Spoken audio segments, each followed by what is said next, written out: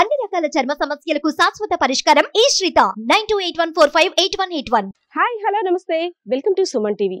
CM Jaganmohan Reddy ఏ సంకల్పంతోనైతే ఆడుదాం ఆంధ్ర అనే కార్యక్రమాన్ని ప్రవేశపెట్టారో కానీ నిజంగా ఆయన కళ సాకారం అవుతుందనే చెప్పుకోవచ్చు. ఎంతోమంది క్రీడాకారులు ఆడుదాం ఆంధ్ర ద్వారా తమ నైపుణ్యాన్ని ప్రదర్శించి జాతీయ అంతర్జాతీయ స్థాయిలో కూడా గుర్తింపు పొందేందుకు ముందుకు వెళ్తున్నారు. దీనికి నిదర్శనమే విజయనగరం జిల్లా ఎస్కోట నియోజకవర్గంలో అలమండ గ్రామానికి చెందిన కే పవన్ అలియాస్ ఆనంద్ పాల్. ఇప్పుడు రీసెంట్గా ఆడుదాం ఆంధ్రాలో తన ప్రతిభను చూసి చెన్నై సూపర్ కింగ్స్ దృష్టిలో పడ్డాడు. వాళ్ళు కూడా తనకి శిక్షణ ఇచ్చి ఆడించేందుకు కూడా తీసుకువెళ్తున్నారు. ఒకసారి తనని ఇంటర్వ్యూ చేద్దామా?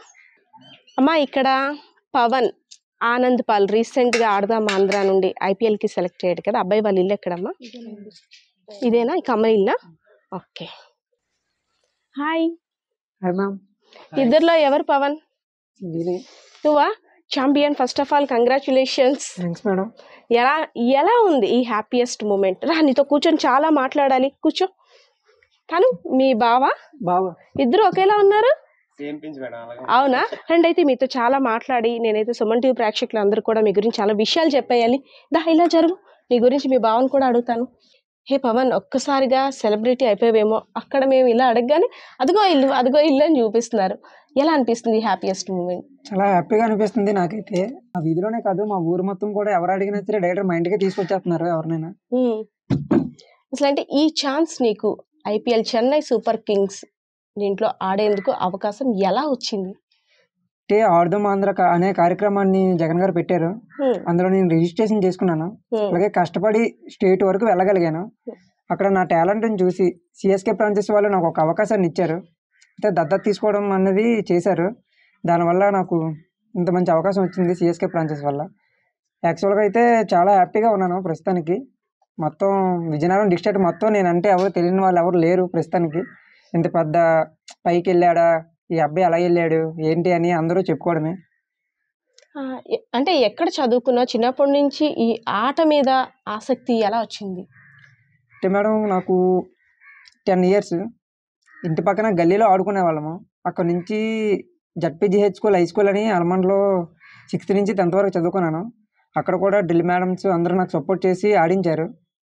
అక్కడ హై స్కూల్లోనే అలా నేర్చుకుంటూ పైకి వచ్చాను. అలాగా 200, 300 మనీకి నేను బయటికి వెళ్ళి మ్యాచ్లు ఆడేవారము ఇద్దరము. ఎక్కడికి వెళ్ళా ఇద్దరిని పిలిచేవారు ఫోన్ చేసి, ఇలా మ్యాచ్కి రండి, ఇలా 300 ఇస్తాం 400 ఇస్తామని. అలాగే వెళ్ళేవారము. ఒకరోజు డిస్కషన్ చేసుకున్నాము ఇద్దరము, 300కి 400కి వెళ్ళడం ఏంటి, మనం ఇంకా ముందుకు తెలియాలరా, మన టాలెంట్ ఎవరికి తెలియటం లేదు, గుర్తించట్లేదు మనల్ని అనేసి అనుకున్నాము. ఇంతలోనే జగన్ గారు ఆడుదాం ఆంధ్ర అనే కార్యక్రమాన్ని పెట్టారు. అందులో రిజిస్ట్రేషన్ చేసుకున్నాము. ఓన్లీ అలమన గ్రామం నుంచి ఒక టీము. అందులో మేము నువ్వు బ్యాట్స్మెన్ వా బౌలర్ వా? బ్యాట్స్మెన్ అంటే యాక్చువల్గా ఆల్రౌండర్. నేను స్టార్ట్ చేయడము బౌలర్ నా నుంచే, బ్యాటింగ్ చేయడం కూడా నా నుంచే. అసలు యాక్చువల్గా 2 విధాలుగా ఆల్రౌండర్ ప్రదర్శన చూపించేవారు ఇద్దరమే కూడా.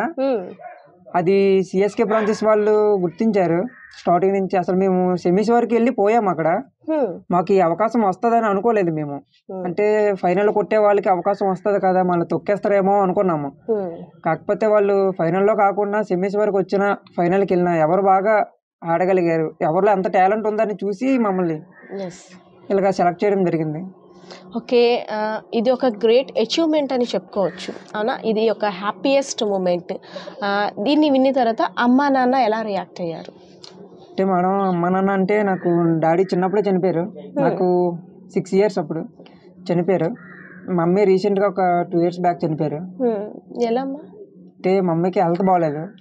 డాడీ ఎలా చనిపోయారో నాకు తెలియదు. అప్పుడు చాలా చిన్నపిల్లల్ని, తెలియదు నాకైతే. అంటే అమ్మకి నువ్వు చిన్నప్పటి నుండి క్రికెట్ గేమ్ ఆడడం తెలుసా? ఎంకరేజ్ చేసేది? ఎంకరేజ్ చేసేది, అలాగే తిట్టేది కూడా. ఎప్పుడు క్రికెటేనా, నీకంటూ ఒక భవిష్యత్తు చూసుకోవా, జాబ్ చేయవా, ఇంకా నీకేం వైఫ్ వస్తే ఆ వైఫ్ని ఎలా చూసుకుంటావు, ఇల్లు కొట్టుకుంటావా లేదా అని మా నాన్న మాట్లాడేది. ఎలా ఫీల్ అయ్యేది? చాలా హ్యాపీగా ఫీల్ అయ్యేది. ఎలా సర్ప్రైజ్ చేసేవాడిని? సర్ప్రైజ్ అంటే యాక్చువల్గా మేడం, ఎవరైనా వస్తే చాలు మేడం, ఇంటికి ఎవరైనా వస్తే చాలు. అమ్మ అయితే ఒక అద్భుతంలా, ఏంటి మా ఇంటికి ఎలా వస్తున్నారు అనుకునేది. కానీ అమ్మలేదు. అవకాశం అయితే నేనైతే చేతులారా జారిపోయింది అనుకుంటున్నాను నేనైతే, అమ్మ లేకపోవడం వల్ల. అమ్మ ఉంటే హ్యాపీగా ఫీల్ అయ్యేది. ఎస్, అమ్మకి ఏం చెప్పాలి? అమ్మ ఉండుంటే ఏం చెప్తావు చెప్పు ఒకసారి. అమ్మ ఉంటే ఏం చెప్తా మేడం, హ్యాపీగా ఫీల్ అవుతుంది. ఎక్కడో తీసుకెళ్దాం అనుకుంటాను అమ్మని, టాప్లో పెడదాం అనుకుంటాను అమ్మ ఉంటే, కానీ అవకాశం లేదు నాకు. బ్యాడ్ లక్ అసలు. ఐ లవ్ యూ అమ్మా. నేను ఇంతవరకు వెళ్ళడానికి కారణం అయితే ఒక విధంగా నువ్వు నన్ను సపోర్ట్ చేసావు, కానీ నీ వల్ల నేను ఇంతవరకు వెళ్ళగలిగానమ్మా. మిస్ యూ అమ్మా. మా అమ్మ ఉంటే ఈ పాటికి చాలా ఎగిరి గంతలేసేదేమో అందరూ, కాకపోతే అలా అయిపోయింది అంతే. అది నా రాత అనుకుంటాను నేనైతే.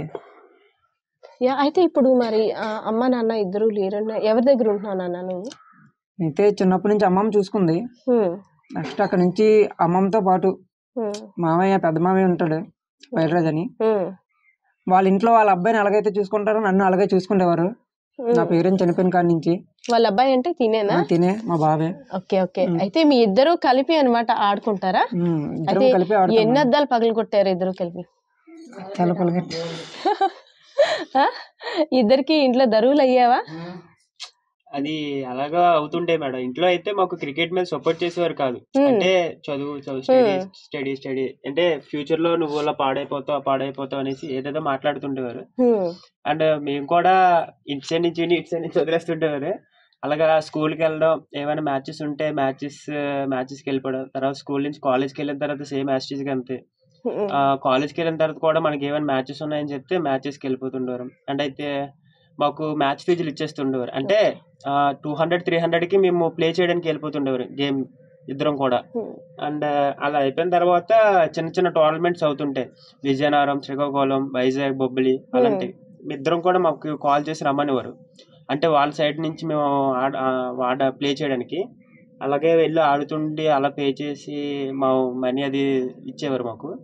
అండ్ తర్వాత జగన్ గారు ఎప్పుడైతే ఆడదాం ఆంధ్ర కాన్సెప్ట్ పెట్టారో, ఇలాగ విలేజ్లో ఇలాగ టాప్ ప్లేయర్స్ ఉన్నారు, వీళ్ళు రిజిస్ట్రేషన్ చేసుకుంటే మనం ఇంకా పైకి వెళ్ళే అవకాశం ఉందని చెప్పేసి మన సచివాలయం టీం వాళ్ళు మాకు కాల్ చేయడం జరిగింది. మేము రిజిస్ట్రేషన్ చేసిన తర్వాత విలేజ్ స్థాయి నుంచి మండల స్థాయికి వెళ్ళాం, మండల స్థాయి నుంచి నియోజకవర్గం స్థాయికి వెళ్ళాం, నియోజకవర్గం నుంచి డిస్ట్రిక్ట్కి వెళ్ళాం, డిస్ట్రిక్ట్ నుంచి డిస్ట్రిక్ట్లో ఫస్ట్ వచ్చి డిస్ట్రిక్ట్ నుంచి స్టేట్కి వెళ్ళాం. స్టేట్లో ఒక మ్యాచ్ కొట్టిన తర్వాత సెకండ్ మ్యాచ్ ప్లే అయినప్పుడు ఇలాగ చెన్నై స్పాన్సర్స్ వాళ్ళు వచ్చారని చెప్పారు. మా అందరికీ సెకండ్ కూడా ఇచ్చారు, ఇంప్రెషన్ చెప్పారు. చెప్పిన తర్వాత వాళ్ళు ఏం మాట్లాడారంటే, మీరు ప్లే చేయండి, ఆల్ ది బెస్ట్ అని జస్ట్ అదే చెప్పారు. ఇలాగా సెలెక్ట్ చేస్తాం అది ఇదని కూడా చెప్పలేదు, జస్ట్ ప్లేయింగ్ చూడడానికే గల వచ్చారు అనుకున్నాం మేమైతే.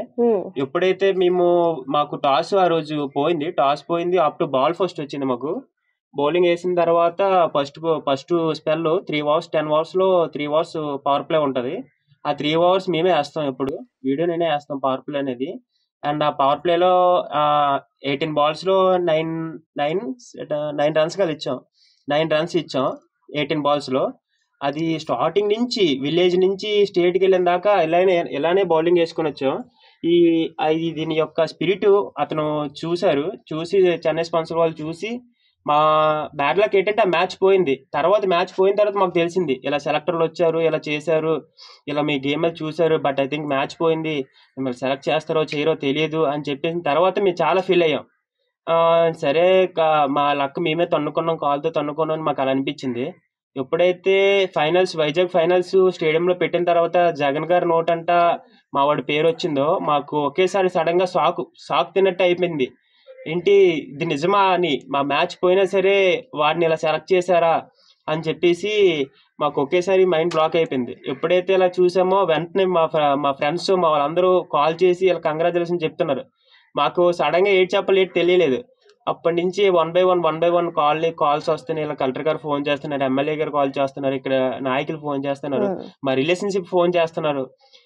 అలాగా మొత్తం A to Z చేయడం వల్ల మా వాడికి అయితే ఫుల్ గా ఎక్కడికో వెళ్ళిపోయాడు ప్రెసెంట్ అయితే. యాక్చువల్లీ మన విజయనగరం అనేసరికి కొంచెం వెనుకబడిన జిల్లా, ఎంతో మంది క్రీడాకారులు ఉన్నారు, కానీ ప్రోత్సహించే వారే కరువు అని చెప్పుకోవచ్చా? అంటే మిమ్మల్ని ప్రోత్సహించింది ఎవరు? రాజకీయ నాయకులు అయితే కావచ్చు, మీకు ఏ విధంగా ప్రోత్సాహం ఉండేది? అంటే మేడం ప్రెసెంట్ అయితే మాకు ప్రోత్సహించింది అయితే ఎవరు లేరండి. యాక్చువల్గా చెప్పాలంటే చిన్నప్పటి నుంచి మాకు క్రికెట్ అంటే చాలా ఇష్టం. ప్రెసెంట్ ఇలాగా బయట మ్యాచ్లు చూసి ఇలా చేయాలి, అలా ఆడాలి, ఇలా ఆడాలి అంటూ మాకు ఇదేం లేదు. అంటే చిన్నప్పటి నుంచి అదొక మా ఇద్దరికి ఇంప్రెషన్. అంటే మా వంశపరంగా మాకు ఈ క్రికెట్ అనేది వచ్చిందంట. మా మా బాబాయ్ అంటే చాలా ప్లేయింగ్ చేసేవాడంట, చాలా బాగా ఆడేవాడంట. నాగరాజ్ అని మా బాబాయ్. వాళ్ళ యొక్క వారసత్వం అలా వచ్చిందిరా మీ ఇద్దరికి అని చెప్పి చుట్టుపక్కల వాళ్ళు అనేవారు. ఇలా మీ ఇద్దరం ఇప్పుడు స్కూల్కి వెళ్ళి ఇలాగ ప్లేయింగ్కి వెళ్ళిపోతుండేవారు ఇద్దరును. అలా ఆడడం వల్ల జస్ట్ చిన్న గల్లీ గ్రౌండ్లో ఆడుకునేవారు. గల్లీ గ్రౌండ్ నుంచి అలాగ స్టెప్ బై స్టెప్ అలా డిస్ట్రిక్ట్ స్టేట్ వరకు ఇలా ఆడే అవకాశం వచ్చింది ప్రెజెంట్ మాకు. దానికి కారణం ఏంటంటే చిన్నప్పటి నుంచి మేబీ ఇలాగా మేము ఆకతాయిగా తీసుకున్న గేమే మాకు ఇప్పుడు ఇంత ఇంప్రెషన్ అయ్యింది. దానికైతే చాలా సంతోషంగా ఉంది madam present. Pawan, schools teachers తోని మీ ఫ్రెండ్స్ తోటి షేర్ చేసుకున్నావా? వాళ్ళ నుండి ఏ విధంగా వచ్చింది రెస్పాన్స్ అనేది? షేర్ చేసుకోవడం అంటే నేను ఈవినింగ్ ఏ టైం అయినా 3 o'clock 4 o'clock అయితే గ్రౌండ్కి వెళ్ళిపోతాము. సో నేను గ్రౌండ్లో అడుగు పెట్టగానే మేడమ్స్ అందరూ పిలిచారు, మంచి అవకాశం వచ్చింది నీకు, ఇక్కడ ఆడుకునేవాడివి, మేము నిన్ను సపోర్ట్ చేయకపోయినా నువ్వు చాలా పైకి వెళ్ళావు, జాగ్రత్తగా ఆడుకో అది ఇది అని చెప్పారు. నిన్న కూడా ఈరోజు కూడా మేడంని విసిట్ చేద్దామని స్వీట్సే పట్టుకుని వెళ్ళి ఇచ్చాను. అందరూ చాలా హ్యాపీగా ఉన్నారు ప్రస్తుతానికి అయితే, ప్రౌడ్గా ఫీల్ అవుతున్నారు. నేను మా స్టూడెంట్ ఇలాగ ఇంతవరకు వెళ్ళగలిగాడు, ఇక్కడ చదువుకున్న అబ్బాయి ఇలాగ టాప్లో ఉన్నాడనేసి అనుకుంటున్నారు ప్రస్తుతానికి మేడమ్స్ అయితే. అంటే నీతో ఆడే మీ ఫ్రెండ్స్ కావచ్చు, మన ఊరి కుర్రోళ్ళు కావచ్చు, అందరూ ఒకలా అనుకుంటారు, మనము అంత స్థాయి మెట్టు కూడా ఎక్కలేము అనే ఆలోచన చాలా మందిలో ఉంటుంది. సో అలాంటి వారి ఆలోచనలన్నీ కూడా నీ ద్వారా పటాపంచరైపోయినా చెప్పుకోవచ్చు. అంటే టాలెంట్ ఎవరి సొంతము కాదు. మనకి టాలెంట్ ఉంటే అవకాశాలు తప్పనిసరిగా మన దగ్గరకు వచ్చి పడతాయి అని నిరూపించావంటావా? తప్పకుండా మేడం, నిరూపించే ఉన్నాను. అంటే మమ్మల్ని ఎవరు సపోర్ట్ చేయలేదు అసలు. అంటే వీళ్ళేంట్రా బచ్చగాళ్ళు అన్నట్టుగా తీసి పాడేసేవారు. ఎక్కడికి వెళ్ళా అలాగే ఇంప్రూవ్ అవుతే 300కి 400కి అలా బయటకు వెళ్ళేవారు. మేము మమ్మల్ని పిలిచేవారు. అంటే ఒకప్పుడు మమ్మల్ని బాల్ అందించే వాళ్ళే మమ్మల్ని ఇప్పుడు 300కి 400కి బయటికి పిలిచేవారు. మీరు వచ్చి ఆడండ్రా, గెలుస్తాము, ఆడండ్రా ఎలాగైనా అనేసి మమ్మల్ని పిలిచేవారు. ఇప్పుడు వాళ్ళకైతే ఇదైతే సమాధానం చెప్పగలుగుతున్నాం మేమైతే. 300 400 కాదన్నా, మీకే చెప్తున్నాను వీడియోలోని, 300కి 400కి కాదన్నా.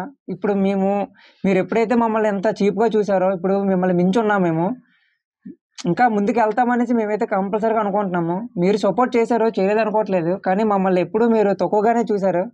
ఇప్పుడైతే మేము దానికైతే చాలా ఫీల్ అవుతున్నాము. యాక్చువల్గా మమ్మల్ని తక్కువగా చూసినందుకే మేము ఇప్పుడు ఎంత ఎక్కువ అవుతున్నామేమో అనుకుంటున్నాం మేమైతే.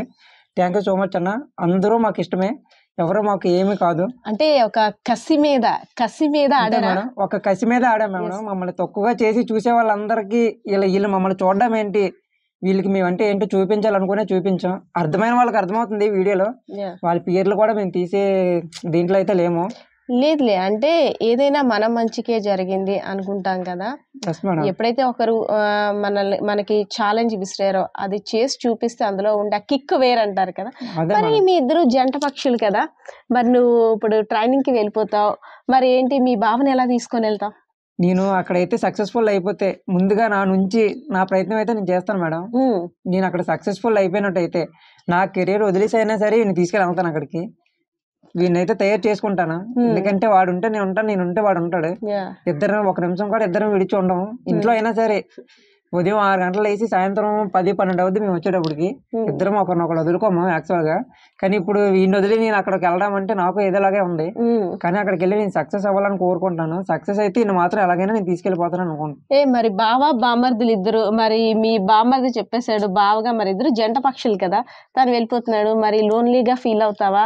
లేదు నేను కూడా మా బావ దగ్గరికి ఫాస్ట్ గా వెళ్ళాలని నువ్వు కూడా ప్రాక్టీస్ చేసి నీ సత్తాను చూపిస్తావా? మేడం ప్రెజెంట్ అయితే సేమ్ డేలే మేడం, కాపీ పేస్ట్. మా వాడైతే సెలెక్ట్ అయ్యాడు. సెలెక్ట్ అవ్వడం వల్ల వాడైతే ఎప్పుడైతే ఇలాగా నన్ను పిలిచినా పిలకపోయినా పాయింట్ అది కాదు. ప్రెజెంట్ మన స్టేట్ నుంచి వెళ్ళాడంటే నాకు చాలా ఆనందంగా ఉంది. ఫస్ట్ ఆఫ్ ఆల్ అది చెన్నై సూపర్ కింగ్స్ వాళ్ళ టీంలోకి వెళ్ళాడంటే ఇంకా ఇంకా ఇంకా ఎక్కువ. అండ్ ఐ థింక్ నన్ను పిలిచినా పిలకపోయినా నేనైతే ప్రౌడ్ ఆఫ్ గా ఫీల్ అవుతున్నాను. నువ్వైతే బాగా ఆడాలి అంతే. పవన్, ఆనంద్ పాల్ నిన్ను ఇంత మంచి పొజిషన్కి ఎంకరేజ్ చేసిన నీ ఫ్యామిలీ మెంబర్స్ని చూడాలనుకుంటున్నాం. అండ్ నీ సక్సెస్ఫుల్ అంతా దాచిన ఇంటిని కూడా, నీ సక్సెస్ని అంతా దాచిన ఇంటిని కూడా మేము చూడాలనుకుంటున్నాం. ఒకసారి చూపిస్తావా మీ ఇల్లు? తప్పకుండా మేడం, చూపిస్తాను.